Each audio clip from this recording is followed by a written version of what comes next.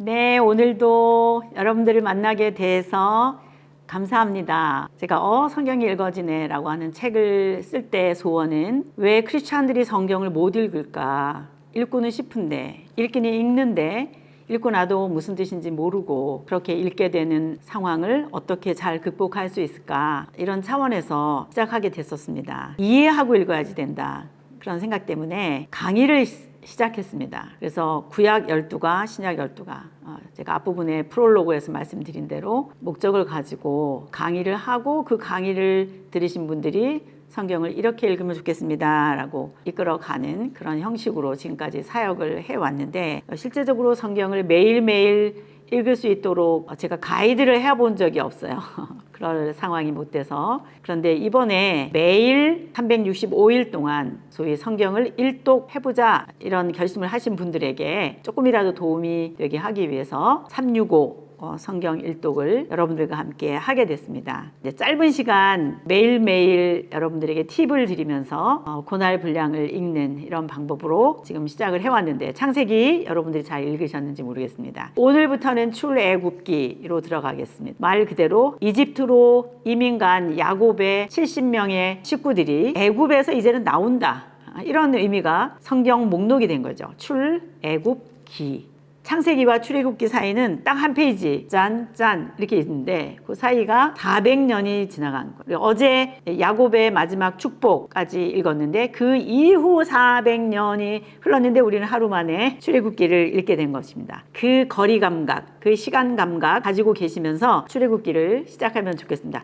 똑같습니다. 창조에서부터 시작된 하나님에 대한 비밀, 그리고 사람은 누구인가, 인간을 만드신 하나님은 어떤 방향으로 역사가 흘러가기를 원하시는가 라고 했을 때 하나님 닮은 하나님의 형상들이 생육하고 번성하게 되는 거, 하나님의 창조의 목표이셨습니다. 하나님 닮은 하나님의 아들들이 영광 하나님을 반사해내는 그런 커뮤니티, 그런 공동체, 하나님의 나라, 이런 것을 바라보고 계신 창조주 하나님의 소원을 과연 인간은 이루어내고 있는가? 이런 질문을 갖고 쭉 창세기를 읽어와야지 맞습니다. 힘 있는 자가 왕이 되어서 통치하는 그런 세계사 속에 하나님이 나도 내 나라를 세워서 창조주 하나님인 내가 바라는 내 형상, 나 닮은 사람들이 가득해지는 공동체, 그런 아름다운 이상적인 사회, 이것을 바라보고 하나님이 일해 오신, 그래서 그 공동체가 이스라엘이라고 하는 야곱의 후손들로 자리매김을 하게 되었다. 그래서 요셉이라고 하는 사람이 이집트에 내려가서 큰 권력을 가지면서 이스라엘 공동체는 번성하게 됐다. 생육하고 번성하게 됐다. 까지를 여러분들이 읽으셨습니다. 그런데 출애굽기에 돌아보니 1장에 그분들의 상황은 지금 노예 상태입니다. 건설하는 현장에 끌려가서 비돔과 람셋 이런 거를 건설하는 상황에 노동력으로 전락되었습니다. 이거를 출애굽기가 얘기해주고 있어요.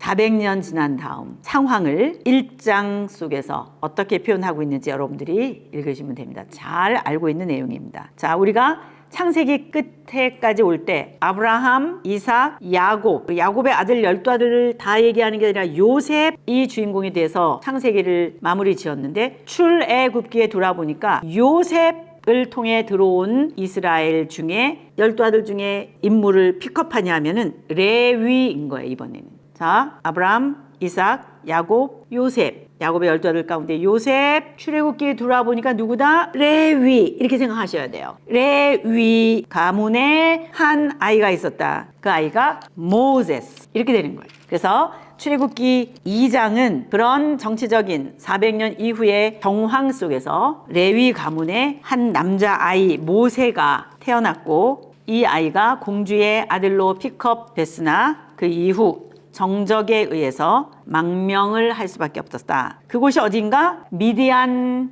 광야였다. 미디안이라고 하는 시나이 반도 아래쪽에 정착해서 살게 되는 베두인의 생활, 왕족의 삶을 살고 있던, 많은 고급 교육을 받았던 그 모세가 어떻게 미디안 광야에 양치는 목동으로 살아가게 되었는가까지의 내용이 2장입니다. 그 그걸 읽으시면 되고요. 이 중에 제일 중요한 포인트가 25절에 하나님이 이들의 탄원하는 소리를 듣고, 우리가 지금 종살이를 하고 있습니다. 도대체 당신은 누구십니까? 왜 하나님 침묵하십니까? 그랬을 때 하나님께서 아브라함의 하나님, 이삭의 하나님, 야곱의 하나님으로서 내가 아브라함과 이삭과 야곱에게 세운 언약을 기억하고 이들의 신원하는 소리를 듣고, 그 다음 3장에 나오는 하나님이 모세를 부르시는 장면으로 이어진다, 이런 뜻입니다. 그래서 3장에 모세가 하나님을 만나면서 떨기나무에서 하나님 당신이 누구십니까? 라고 질문한 질문에 대한 대답, 나는 스스로 있는 자니라. 또 다른 말로 말하면 나는 내가 앞으로 되고자 하는 대로 될 나일 것이다. 이런 이름으로 나타난 하나님이, 그렇게 새롭게 인트로듀스를